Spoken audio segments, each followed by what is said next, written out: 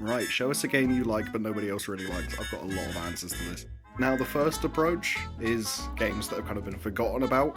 So I'll love them to bits because of nostalgia, but people don't really think about them anymore. So the first game, despite it being relatively new, it did get forgotten about quickly. The original Life is Strange. This game is incredible. This is how storytelling should be done. It's got kind of that like indie, like cinema kind of vibe to it, but it is a really good story if you sit down and commit to it. I mentioned this in the original video, but True Crime Streets of LA got a lot of stick at the time. It had a lot of the kind of GTA clone syndrome, where everyone kind of just went, oh well, it's a knockoff of GTA. It's not. Just because it's you know, an open world game with guns and cars doesn't mean it's GTA. This is its own thing, and it's an incredible game, well worth playing. And I could ramble on about the retro side of this for ages, but then there's also the side of games that just didn't sell well at all. Stuff like Conker's Bad Fur Day. It killed the franchise, which is annoying, because he's still, even to this day, being used as a Microsoft mascot, but I love Conker's Bad Fur Day to bits. It is classic rare, and it's incredible. Then you've got stuff like Bioshock Infinite, and as much as it is, people love Bioshock Infinite, there's no denying that, but people were really annoyed at it when it came out, because it is a big step away from the kind of the rest of the Bioshock franchise. I don't really care. I love it. I couldn't get into 1 and 2. I love Bioshock Infinite with my entire heart. It's an incredible game. And I can't mention True Crime without mentioning Sleeping Dogs. It's an incredible game. Anyone who's played it will tell you that. The problem is just not many people have played it. At least nowhere near the kind of projections they expected. This game is incredible.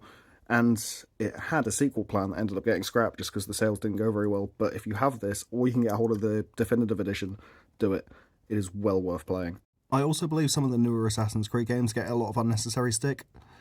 My main point of that is Odyssey. I love Odyssey to bits. But the thing with those games is, they're not bad games. None of the Assassin's Creed games at all, really, other than maybe Syndicate, are bad games. They're just bad Assassin's Creeds. That's the point. If they were published under any other title, they would have been critically acclaimed and incredible games. But it's because they put the Assassin's Creed name on there. It's just not related to the Assassins at all, really, is it? Now, this isn't a game I like as much as I do believe is overhated a lot, and that's The Simpsons Wrestling. Now, don't get me wrong, this is not a good game. Not by any stretch. But I just think there are so many worse games than this for this to be one of the quote-unquote worst games of all time. It's not good, but it's fine. It does the job. Like, you know, it was a movie tie-in game from the late 90s. It was never going to be great.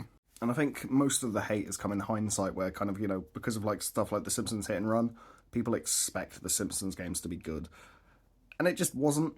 But again, it was just inoffensively bad. One final point to ramble about. I feel like people have just kind of forgotten about the Just Cause games. Even with the, like, you know, 3 and 4 coming out, they're still good games. I don't understand why everyone's just forgotten about them. Right, I'll stop rambling. Thank you for the question, and drop us a follow.